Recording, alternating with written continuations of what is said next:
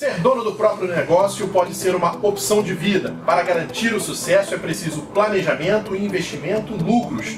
Mas quando a situação foge do controle, a crise entra em cena. Como uma empresa então deve se recuperar? Simplesmente fechar as portas ou procurar a justiça? Este é o tema do TJ Entrevista que começa agora.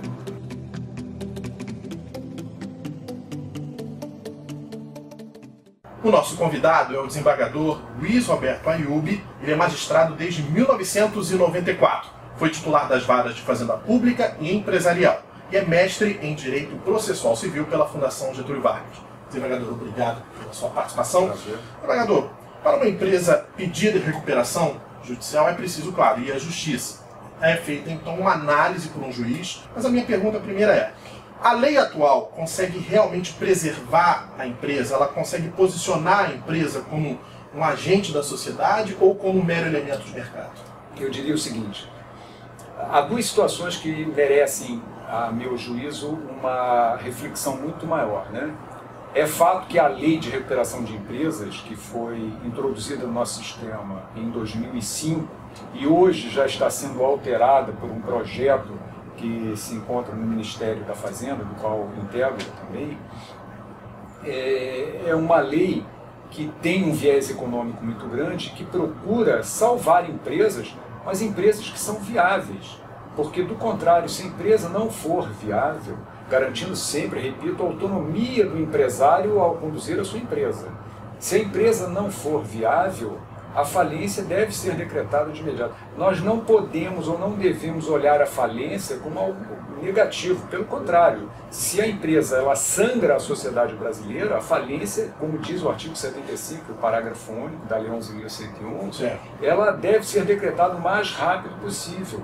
E ativos da empresa, não à toa a lei fala em preferencialmente alienados em bloco, aquelas unidades que a lei chama de produtivas isoladas, elas podem continuar na mão de um terceiro até mesmo na falência. Por isso que essa é uma interpretação minha e de muitos doutrinadores que tratam do tema, por isso que a lei estabelece que preferencialmente os ativos sejam alienados em bloco, para que possam continuar gerando riquezas.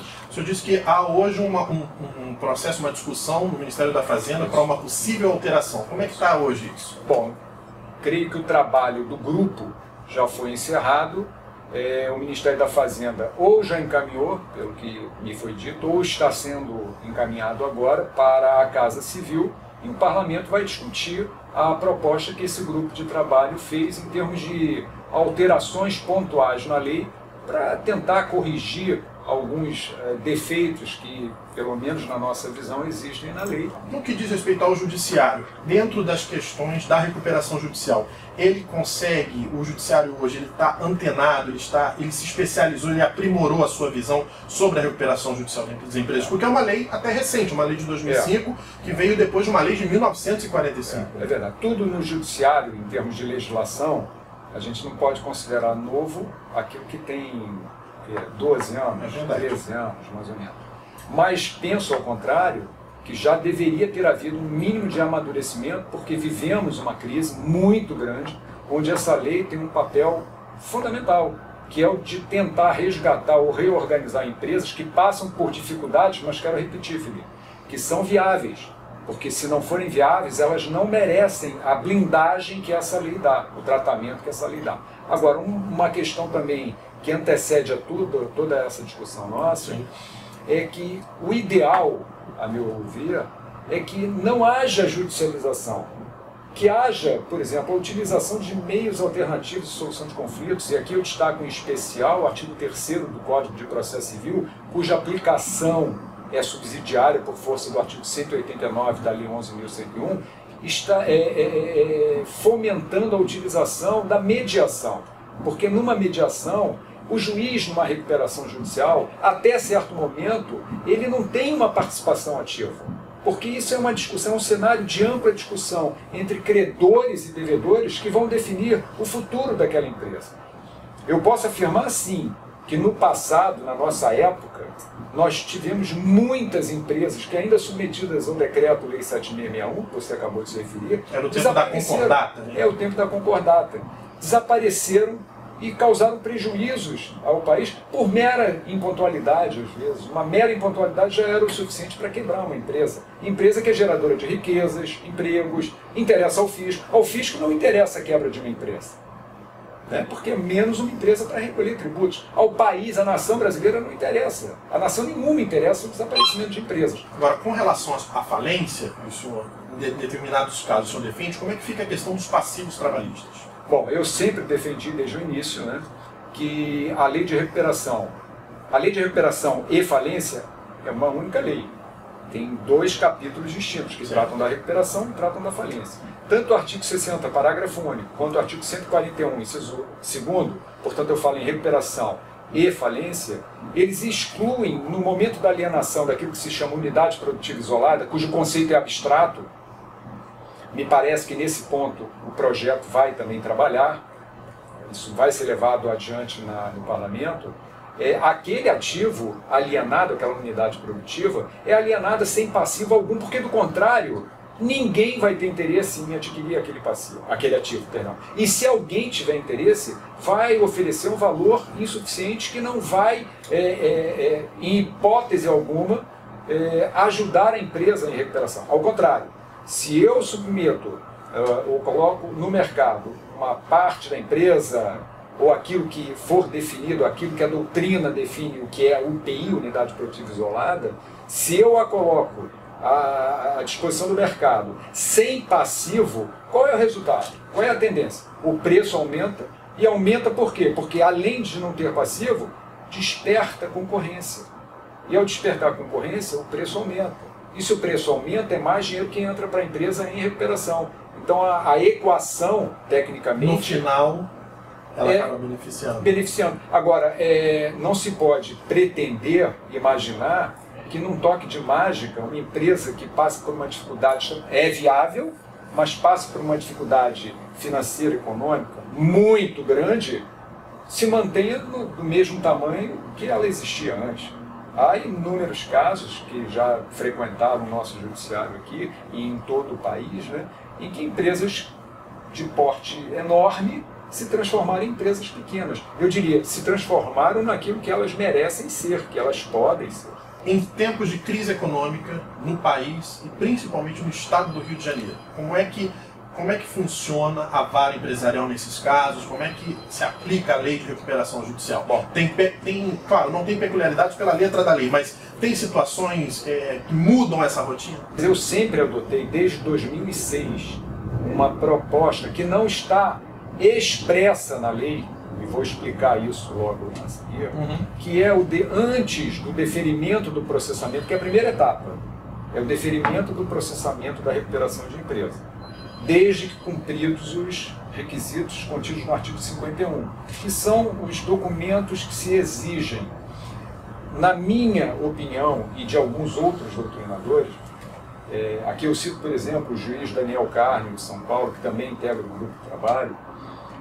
Nós, por exemplo, entendemos que é necessário que se faça uma verificação, alguns chamam de constatação. Eu usava de início o termo perícia, parei de utilizar esse termo já há muito tempo, porque perícia parece que é uma perícia formal, sim, com quesitações, com impugnação. Tecnicidade. Não, com tecnicidade não.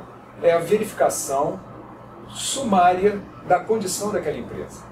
Uma pessoa, eu, por exemplo, não nomeava aquele que eu nomearia ou nomearei no futuro como administrador judicial para evitar uma colidência, ou uma coincidência de um perito que no futuro será o administrador judicial, tem interesse aqui de dizer que a empresa é viável ou não para ter a nomeação em tese. Então eu sempre fiz uma distinção. Eu nomeava um perito para analisar determinados documentos contidos lá na empresa, que de lá não devem sair, até porque podem ser alvo de uma investigação e tudo mais, mas que verifique se a empresa é viável, fluxo de caixa, projeção para o futuro, contratos a performar. Isso é uma coisa que se faz. Na minha época, a gente fazia em 5, 7 dias. E a depender da resposta desse, digamos, profissional que tem expertise na área, eu deferia ou indeferia a recuperação. Aqui vai uma crítica a mim. O indeferimento da recuperação judicial não acarreta em nada, não traz nenhuma consequência. A empresa volta para o mundo, da onde ela está, volta para o mesmo lugar, sem recuperação e sem nada acontecer.